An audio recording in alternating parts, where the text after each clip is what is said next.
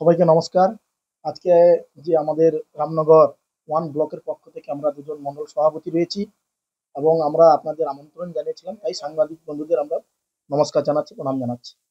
আমাদের কাছে উপস্থিত রয়েছেন আমাদের রামনগর ওয়ান মন্ডলের সভাপতি আমাদের বিবেক, আপনারা সবাই জানেন।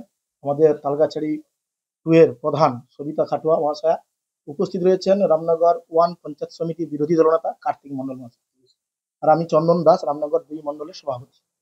আজকে আমরা যেসব বিষয় নিয়ে আপনাদের ডেকেছি সেই সব বিষয় নিয়ে আজকে আমরা উত্থাপন করতে চাই। আমাদের রামনগর বিধানসভার মধ্যে রামনগর ওয়ান ব্লক, সেই ব্লকের কিছু বিষয় নিয়ে আপনাদের কাছে তুলে ধরতে চাই। কিছুদিন ধরে আপনারা ভালোভাবে জানেন যেসব বিষয়গুলো আমি পয়েন্ট আকারে বলছি। কিছুদিন আগে আপনারা জানেন নন্দিনী মেলা হয়েছে, সরকারি একটা মেলা।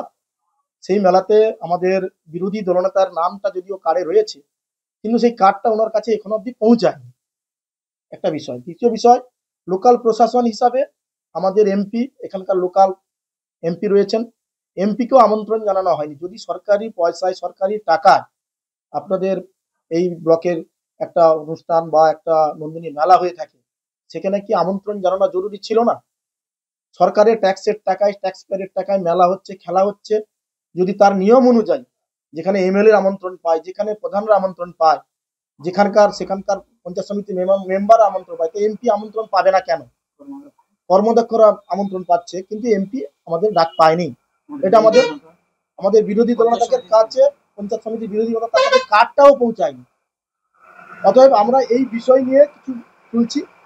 দ্বিতীয় যেটা বিষয় হচ্ছে, আমাদের রামনগরে যে পৌরসভা করার কথা ছিল অখিলগিরির, এখনো পৌরসভা হয়নি। রামনগরের বাজারের অবস্থা আপনারা প্রতিনিয়ত যাচ্ছেন, আসছেন, দেখছেন। বাজারের অবস্থা পুরো যাতায়াতের ক্ষেত্রে পুরো কোনো রকমই, এত বছর ধরে তৃণমূল শাসিত পঞ্চায়েত সমিতি চলছে, কোনো রকমের সিস্টেমেটিক কোনো পদক্ষেপ নেওয়া হয়নি বাজারটাকে ক্লিন করার জন্য। রাস্তার দুধারে থেকে আরম্ভ করে এত বড় সবজি মার্কেট, এত বড় মাছের মার্কেট রয়েছে, কোনো রকমের প্রশাসন সেখানে উদাসীনতা আমরা দেখতে পাচ্ছি। বারবার প্রতিবাদ করছি, জানানো হচ্ছে, তারও জনগণকে আমি জানানোর জন্য আপনাদের আমরা ডেকেছি।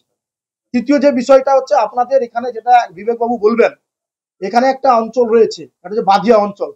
সেটা হচ্ছে, আমরা যেটাকে মনে করছি সেটা হচ্ছে আমাদের পশ্চিমবঙ্গ রাজ্যের মধ্যে পড়ে না। বাদিয়া অঞ্চল একটা কেন্দ্রশাসিত অঞ্চল বা অন্য কোনো দেশে পরিণত হয়েছে। এখানকার কোনো কাজ, কোনো মেম্বার, কোনো কিছুতে তার ব্লক প্রশাসন না নেয়, কোনো স্টেপ না নিচ্ছে, ডিএম থেকে আরম্ভ করে সবাইকে জানানোর ক্ষেত্রে সেটা বিশ্বভাবে আমাদের বিবেকবাবু বলবেন। এক্ষেত্রে আমাদের কাছে আপনাদের কাছে তুলে ধরতে চাই। তৃতীয় যেটা বিষয় যাচ্ছে, আপনারা ভালোভাবে জানেন ট্যাংরামারিতে একটা আশ্রয় বিল্ডিং রয়েছে। আমরা বিডিও ম্যাডামকে জানিয়েছি এবং আগামী দিনে আমরা চিঠি করেছি ডিএম থেকে আরম্ভ করে এসডিও থেকে। আশ্রয় বিল্ডিংটা একজন তৃণমূলের নেতার হাতে কবজা হয়ে আছে। সেই বিল্ডিং এ বিভিন্ন রকমের কাজকর্ম চলছে, যেটা পঞ্চায়েত, লোকাল পঞ্চায়েত জানে না।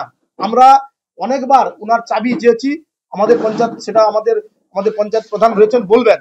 আমরা অনেকবার চাবি চেয়েছি, কিন্তু চাবি পাচ্ছি না। এটা বিষয়টা আপনাদের কাছে আমরা জনগণের কাছে তুলে ধরতে চাইছি, যেটা খুব গুরুত্বপূর্ণ বিষয়। সরকারি আবাস, সরকারি আশ্রয় বিল্ডিং, তাতে আমরা কোনো রকমের সরকারি কাজ করতে পারছি না।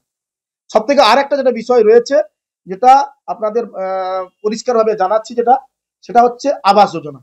আবাস যোজনায় কিছু লোকের, যেগুলো আমাদের বিজেপি বাইরে একটাই বিজেপি পঞ্চায়েত রয়েছে, বাদ বাকি যে পঞ্চায়েতগুলো রয়েছে তৃণমূল দ্বারা, বিশেষ করে গোবরা, বসন্তিয়া, প্রতিমা 1-2 অনেক জায়গায় যেটা দোতলা তিনতলা পাকা বাড়ি রয়েছে, সেই পাকা বাড়িগুলোর পয়সা ঢুকে গেছে। আমরা অভিযোগ ধীরে ধীরে জানাচ্ছি, ব্লক প্রশাসন কতটা তার ব্যবস্থা নেবে আমরা কিন্তু তাতে বুঝতে পারছি না। আমরা জানিয়েছি অভিযোগ, কিন্তু তার ব্লক প্রশাসন কোনো রকমের যে ব্যবস্থা নিচ্ছে না, সেটা বুঝে আমরা জানি যে আমাদের একমাত্র যদি বিচার পেতে হয়, তাহলে আমাদের চতুর্থ স্তম্ভ হিসাবে যে আমরা গণমাধ্যমকে মনে করি, সেই প্রেস মিডিয়া, তাদেরকে জানিয়ে আমরা সুবিচার চাইছি। তো এই বিষয়ে আপনাদের কাছে আমরা ডেকেছি। এর পরের যে বিষয়টা আমরা তুলে ধরবো বাদিয়া পঞ্চায়েত নিয়ে।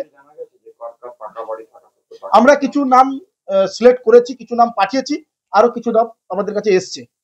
এরপরে যে বিষয়টা পুরো একদম ভালোভাবে বলবেন আমাদের বিবেক, উনি বাদিয়া পঞ্চায়েত নিয়ে বা অন্যান্য কিছু বিষয় নিয়ে বলবেন। আমি অনুরোধ করব ওনাকে অ্যাড্রেসিং করার জন্য।